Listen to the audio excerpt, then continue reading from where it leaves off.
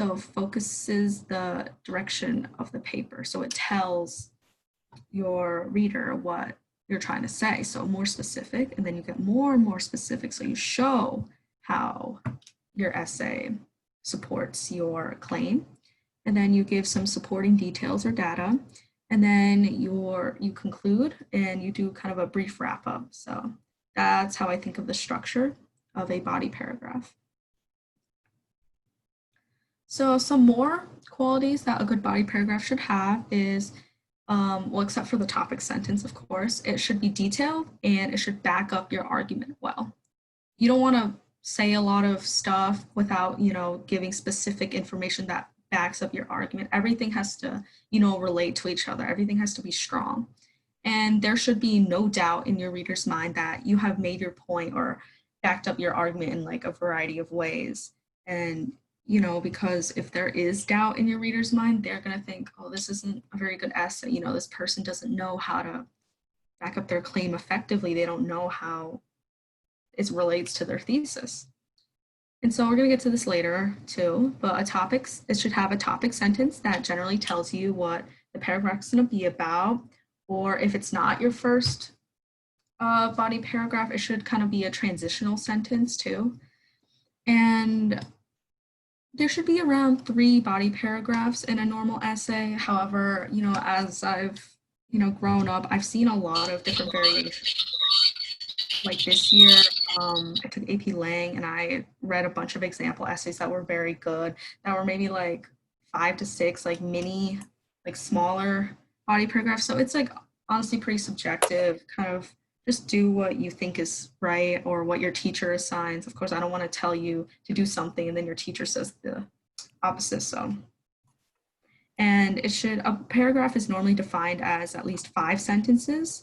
However, the more detailed and in depth you get, the longer it's going to be. And don't think that like long means good. It's the quality of the sentences, obviously, but I'm not going to tell you that you can't have like a ton of sentences in your body paragraphs, because it's not like your introduction. Like if you have a really long introduction, the reader is going to get bored. It's going to kind of drag on because the lengthiness is supposed to go in your body paragraph. So yeah.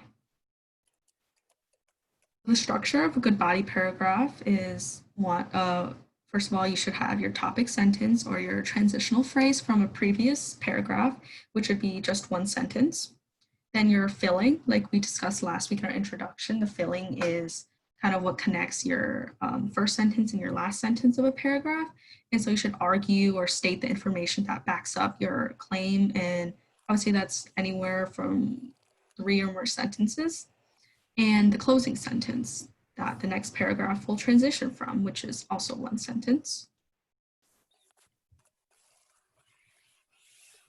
So first we're going to focus on the topic sentence. So a good topic sentence is specific enough to give a clear sense of what to expect from the paragraph, but also general enough that it doesn't give everything away. You can think of it as like a signpost. It should tell your reader which direction your argument is going in. So it's kind of like a road sign along the way, and it reveals the next leg of the journey. It defines what's immediately ahead. So it's similar to the hook of the introduction we talked about last week. You don't want to give everything away. Like it can't be like super general that like your reader has no idea what you're talking about. Like with the hook, I said that it shouldn't be related to what you're talking about.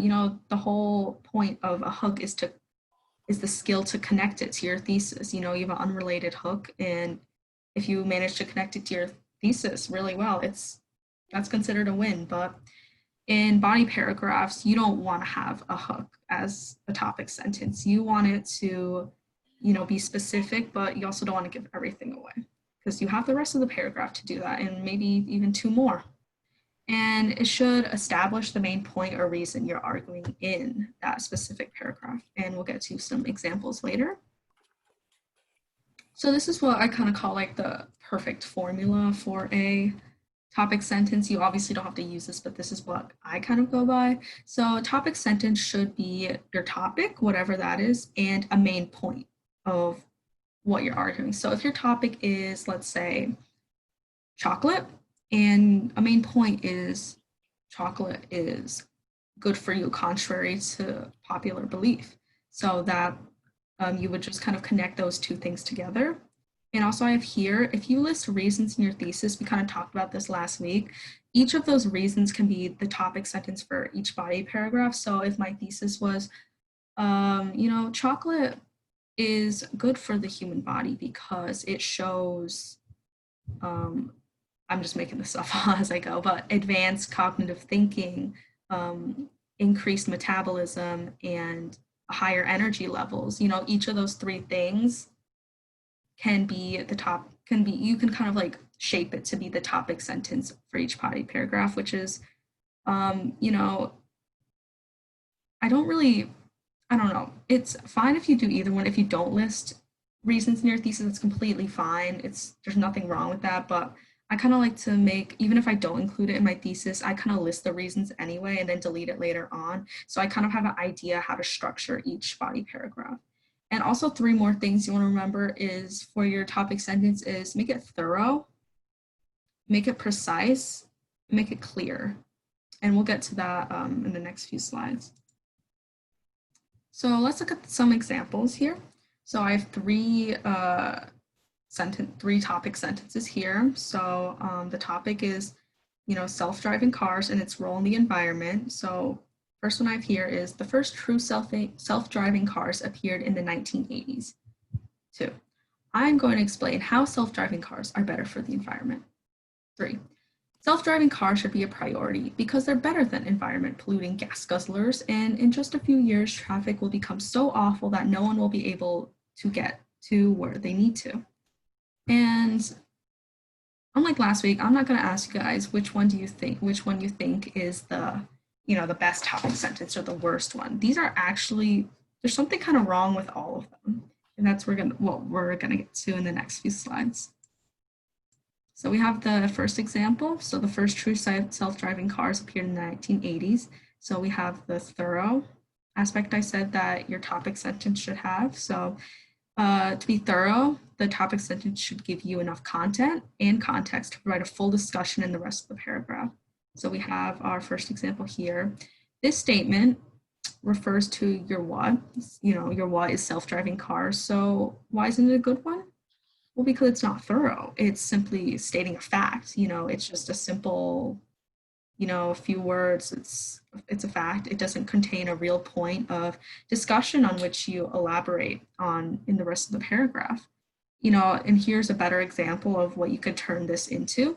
So given how much self-driving cars could positively impact society, the automotive industry should make research and funding a priority. So, you see this is way more thorough. It contains a point of discussion, which you can elaborate on. You can go somewhere from here. With this one, I can't see where you're trying to go. You're just going to kind of state fact after fact. You're not really trying to prove your point or anything. So here you could see like, oh, this person is saying the automotive industry should make research and funding a priority. And then you would expand on this idea of how they should or why they should make research and funding a priority. So with example 2, was I'm going to explain how self-driving cars are better for the environment. Already, I see something wrong with this. You should never use I in a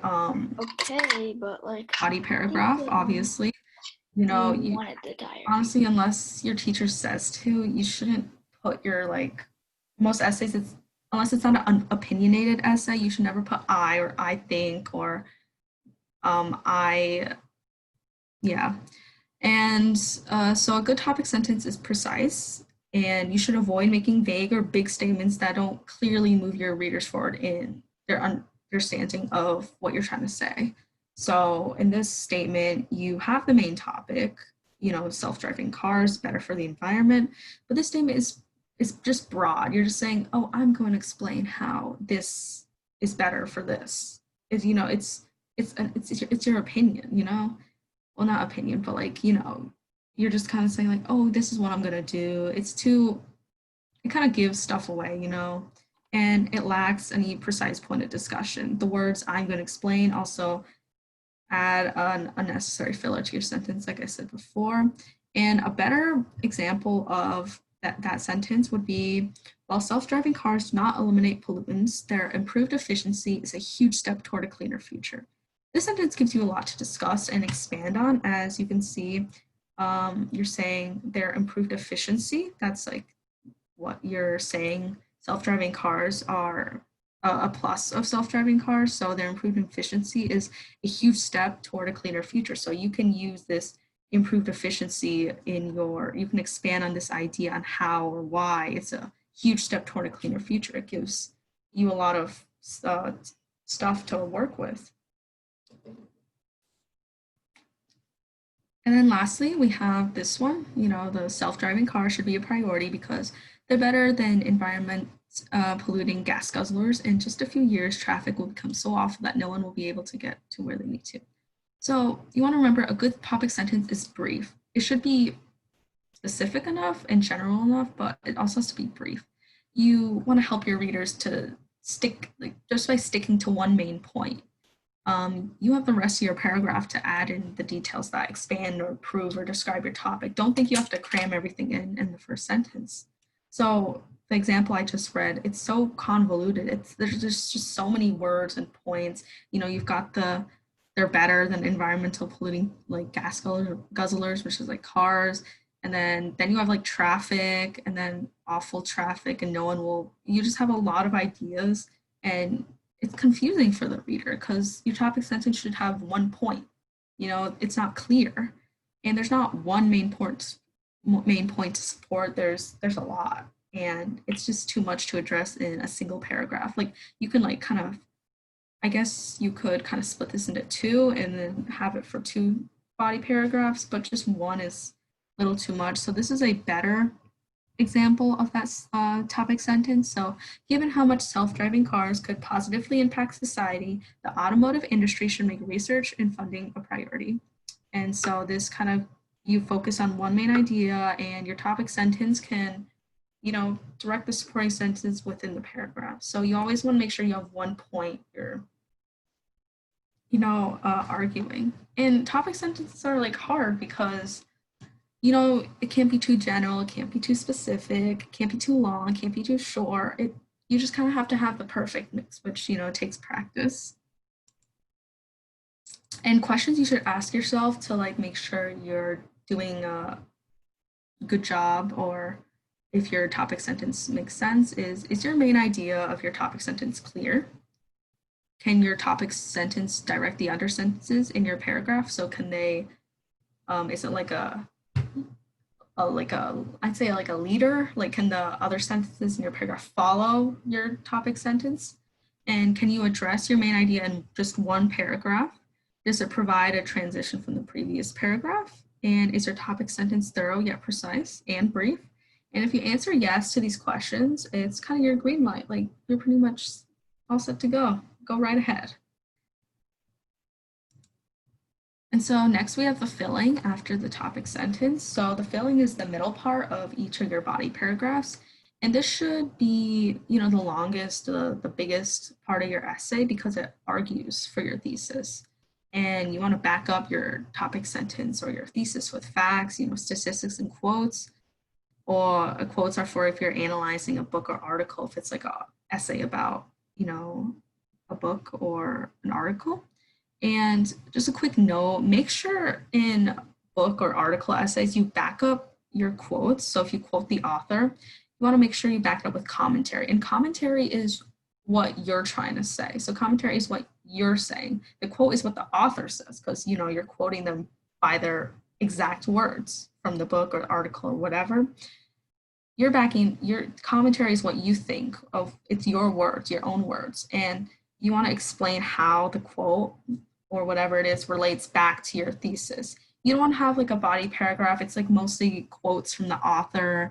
And then you have like one sentence of like, one sentence of like your commentary of like what you're trying to say, how the quote relates back to your thesis. And it's something like, oh, this shows that, it's a good book. It's just, you always want to make sure you have more commentary than quotes, of course, because, and it sounds like, oh yeah, duh, like obviously, but it's a huge, it's hard. It's a huge mistake I know like if you guys, I don't know exactly how old you guys are, but once you get to high school, if you take uh like more advanced classes like, AP language or literature, it's they give you like a passage to analyze and then you quote the passage, but then you have to back it up with your own commentary. You can't people actually don't recommend you use more than like two quotes for a paragraph.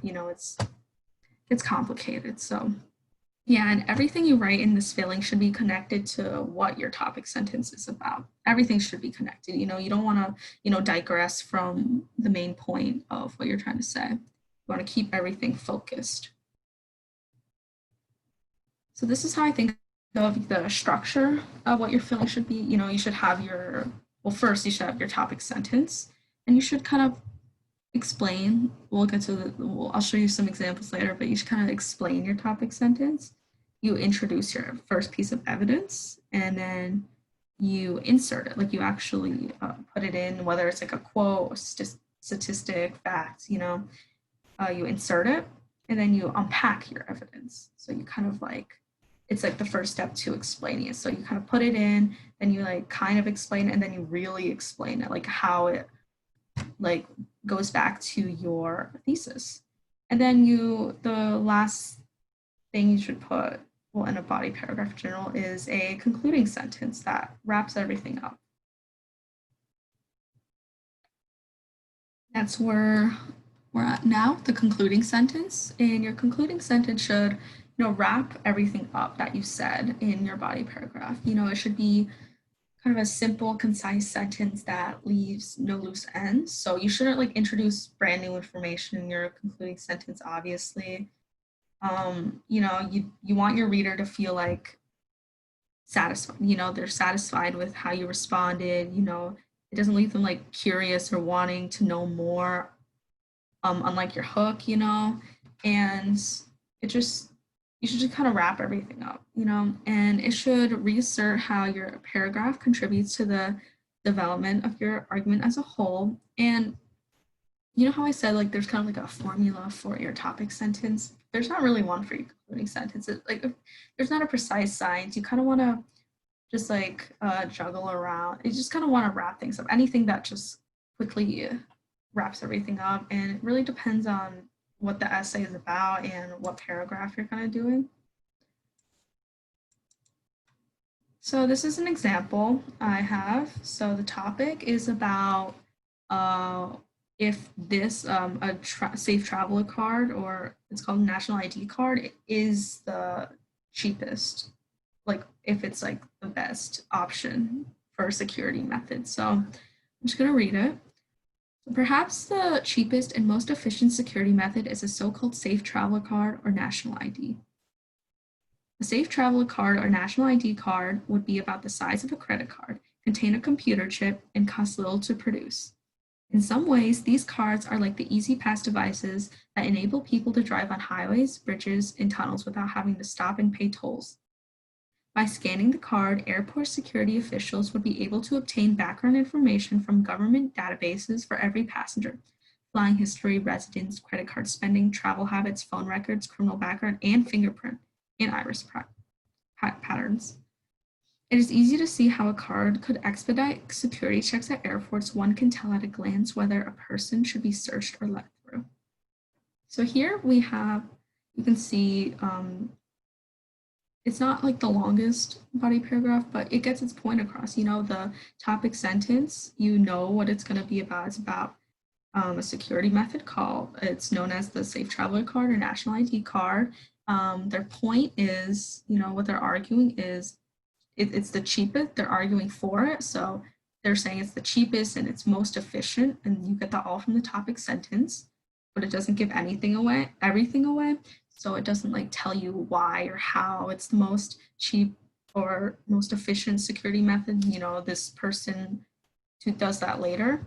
So in the red brackets we have here, it's just kind of like telling you what they're going to do next. So support info, they're supporting their information by stating what a safe traveler card really is or does, and it's cost little to produce.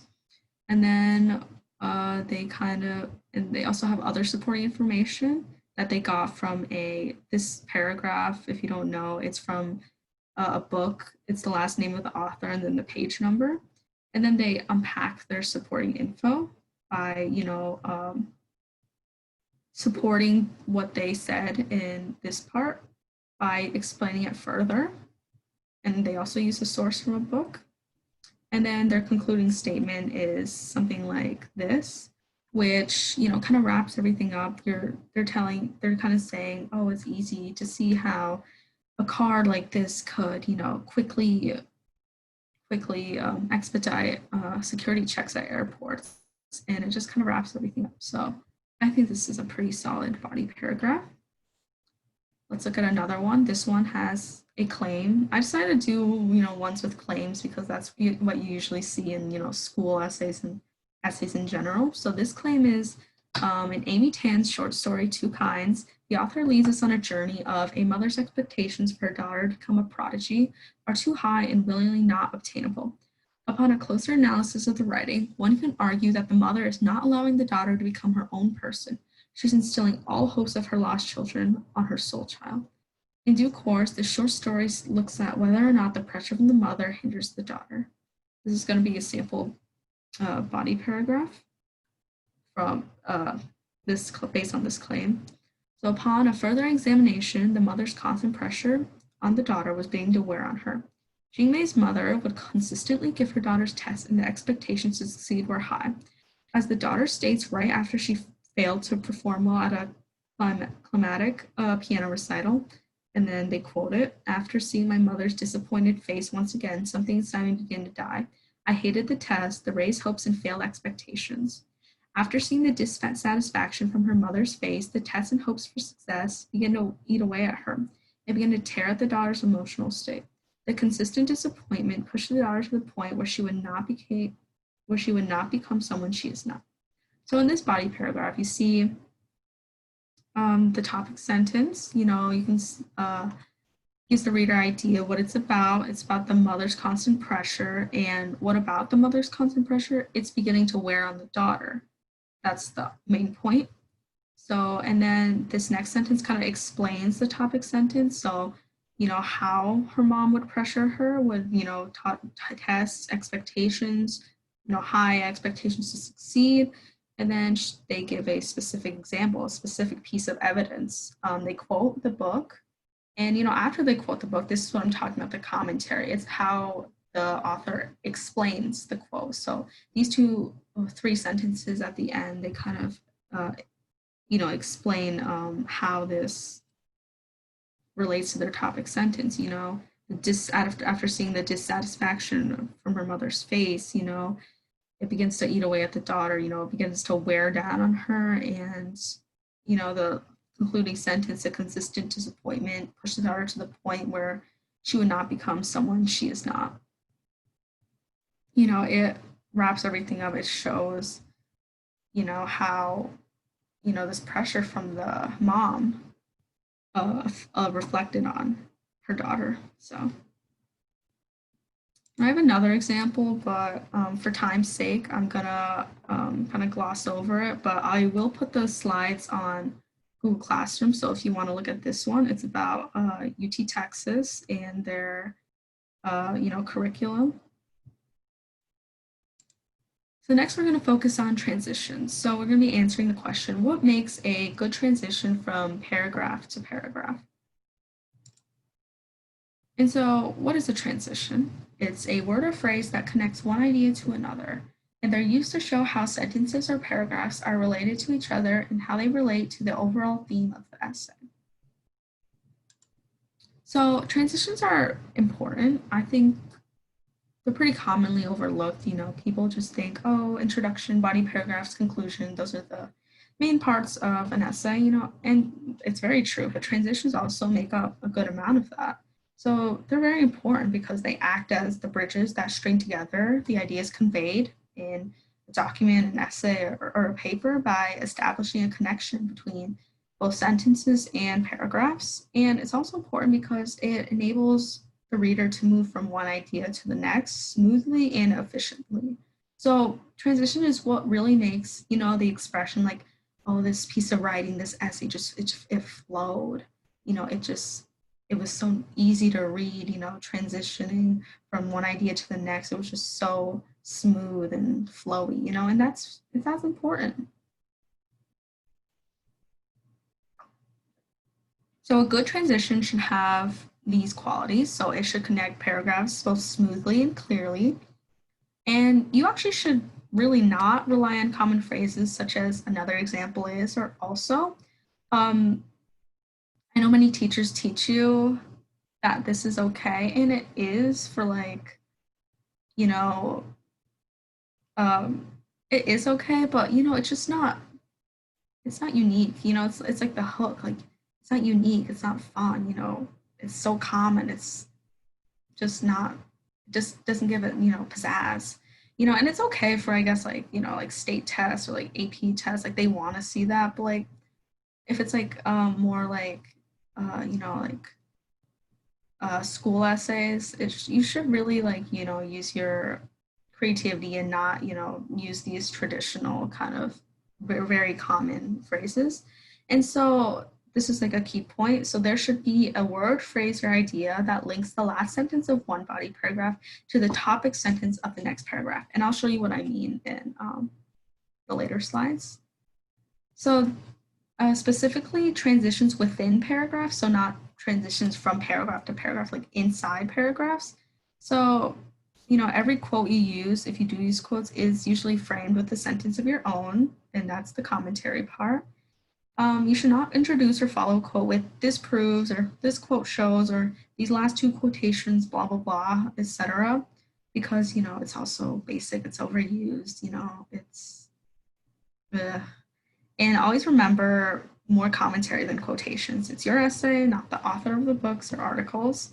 And I'd say some good in paragraph transition is things like, for instance, specifically, particular, namely, another, other, in addition. So in addition, so for example, it's like, in addition to this point, also blah, blah, blah, or to illustrate is a nice one. To illustrate is nice because, it kind of paints a picture in my mind or the reader's mind, because illustrate usually means like imagery, and that can be very powerful. So these are examples of what I was talking about in the paragraph to paragraph transition. So I said the end of one body paragraph should have something that links it to the beginning of the next body paragraph, and this is just an example. So the end of one body paragraph. The friendship between these two shows the reader what a genuine friendship should be like and inspires others to pursue a friendship like this. And then the beginning of the next body paragraph is something like, besides this sincere friendship between Nico and Fezzik, William Goldman uses the literary technique of a frame story or a frame narrative in his work to make the book even better. I'm sorry if this didn't really make sense because it's just chunks from paragraphs. It's the topic was, kind of a what why The Princess Bride by William Goldman was a good book. That's what this person argued for. And you can see that at the end of this paragraph and the beginning of this paragraph, all like they both have the theme of friendship. The friendship links it, and the beginning of the next part, you mention the friendship that kind of ties it together, and then you bring in another one of your main points in a different body paragraph. So, I feel like you're taught in school that at the end of one body paragraph, you have something like this, and then the beginning of the next body paragraph, you have something like, oh, another example of how William Goldman makes The Princess Bride such a good book is the literary technique of a frame. You want to avoid like another reason is, or another technique the author uses is, or also this is good because, it's just not very original. And here's another example from like the same essay. So end of one body paragraph, something like, however, The Princess Bride still contains the themes of joy, humor, and love, making it the perfect mix of emotions for the reader to indulge in. In the beginning of the next paragraph, this is actually, I use this as an example to see how you can link your paragraphs together. Like it doesn't have to be a body paragraph to body paragraph transition. This is actually a body paragraph transition to the conclusion um, paragraph, which is what we're going to be focusing on next week, the conclusion. So the beginning of the next paragraph, which is the conclusion. The Princess Bride was a roller coaster of emotions ranging from sorrow to exuberance and every emotion in between. You know, this person, they use the, idea or the word or the thought of emotions to link these two paragraphs together. And, oops, sorry. It doesn't have to be, it can be either, like emotions. You can have like the word. I think your safest bet is to have the word, because people can see how like clearly how these two link together. But you can also have like ideas, and the other one is like the idea of friendship. You don't have to say the word friendship, but as long as it's like the theme of that, transition between paragraphs, it takes time to like perfect. I wasn't used to this way of, writing transition. I was so used to writing like, oh, another reason is, another theme is, another technique is.